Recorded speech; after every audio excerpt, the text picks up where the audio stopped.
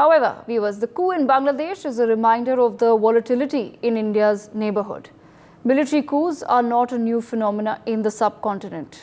Be it Pakistan, Myanmar, Sri Lanka or Nepal, the political tumult underscores the challenge to democracy in a post-colonial era. Pakistan is the first country in South Asia that witnessed one. General Ayub Khan overthrew the democratically elected President Iskandar Mirza all the way back in 1958.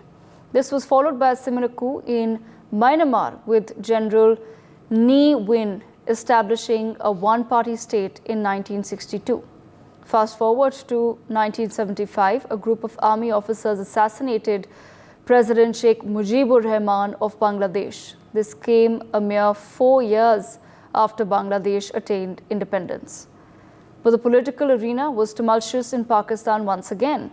Reeling from the loss of East Pakistan, the political domestic front came to be in a flux. General Zia-ul-Haq overthrew Prime Minister Zulfikar Ali Bhutto in 1977. Things were once again fine for 5 years in the subcontinent, but a coup took place in 1982 in Bangladesh, which led to Lieutenant General H.M. Irshad seizing power. A few years later, in 1988, the Myanmar army cracked down on protesters, killing at least 3,000 to gain control of the nation.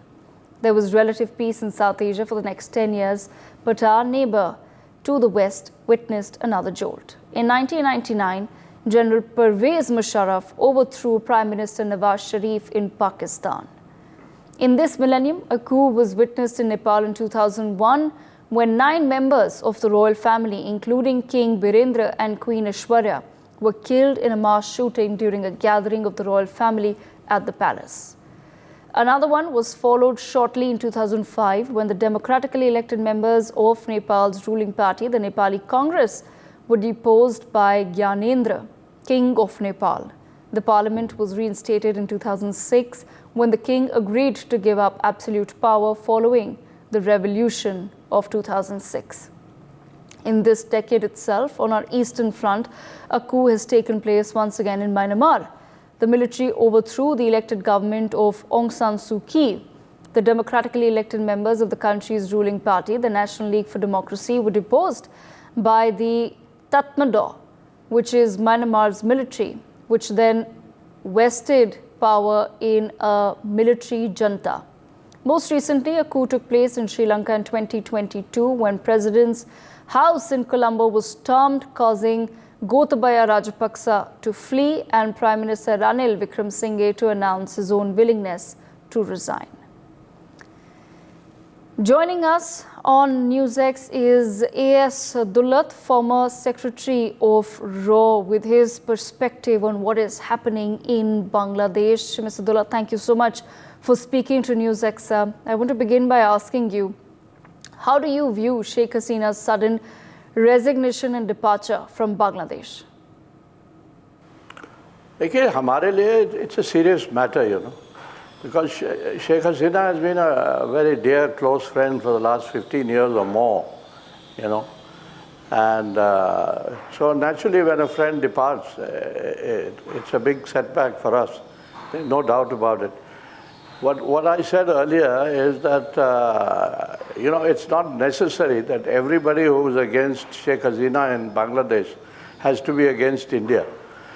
Right now, for the present, it will be the army which will take charge. And we have to hope that the army will be with us, or we will be able to deal with the army. Let me put it like that.